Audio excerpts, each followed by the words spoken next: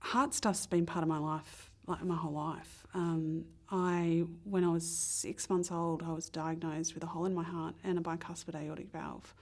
And so basically the day after I was diagnosed, I was in the Royal Children's Hospital having surgery.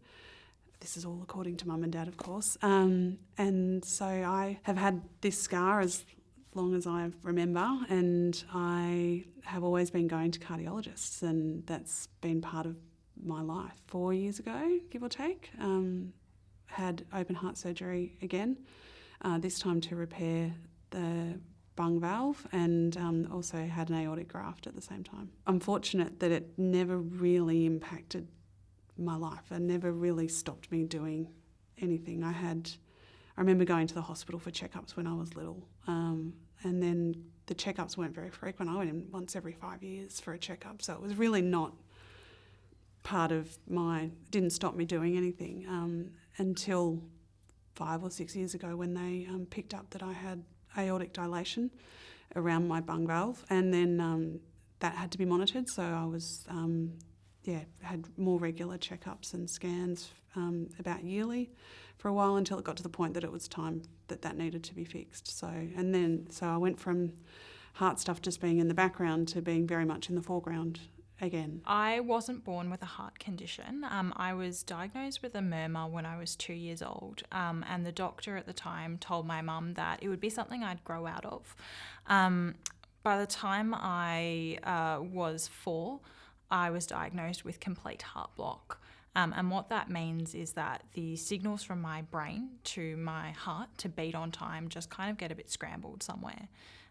So by the time I was 6, I needed to treat it with a pacemaker. So I had my first pacemaker inserted when I was 6. I've had a subsequent pacemaker surgery, and I've got one coming up again this year. So obviously my first surgery was inserting the pacemaker and trying to treat the condition. My second surgery happened when I was 14 years old, and for some reason my pacemaker failed and we didn't get any warning about it. It just sort of stopped, and it was only that I went in for a routine checkup that we realised it wasn't working.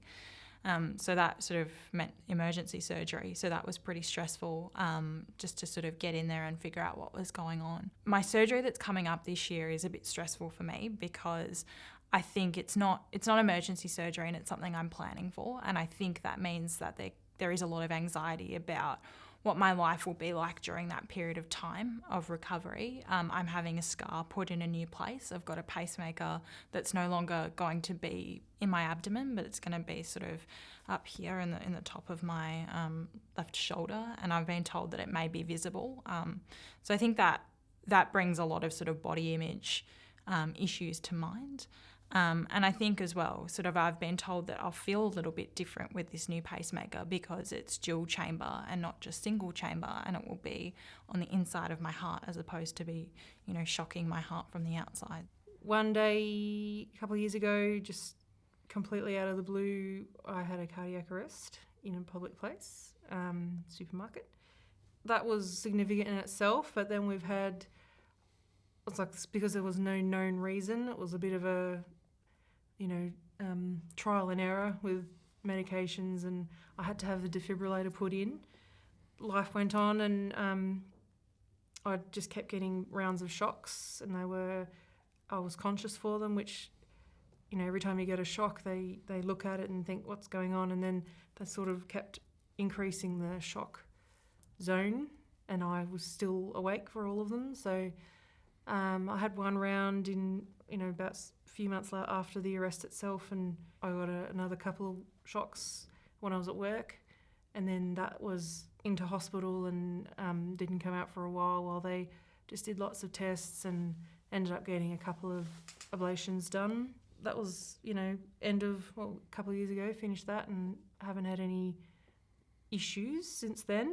I don't really have many recollections before surgery. I was 4.5 when I had my first surgery, so the whole experience is really something that's on their shoulders, not mine. I was born with a tetralogy of Fallot, and I had a pulmonary valve replacement 4 years ago. The effects on me as a child weren't too great, primarily because I didn't have any physical limitations. The lead up to my second surgery was I think over the years, I have my annual tests and checkups with a cardiologist, ultrasounds and things like that. And every time I'd go to an appointment, the results would be different. They would increase the chances of me needing a second surgery until we got to the point where, yes, you will definitely need a second surgery for a valve replacement, and we'd like to do this before you have children. So at that point in time, I had almost resigned to the fact that I would need another open heart surgery. I was still devastated because someone had told me finally without, skirting around the issue. Well, you weren't the only one who was... because the impression we had all the way along is that you probably wouldn't need it, actually. Sometimes I just can't quite believe I've navigated everything we've had to navigate over the last few years with heart stuff. It's been part of my life as long as I can remember, and it will continue to be part of my life. There will never come a time where I don't see a cardiologist, and that's okay. That's just what I need to do to stay healthy and make sure everything's working as it should, and it's just part of my life.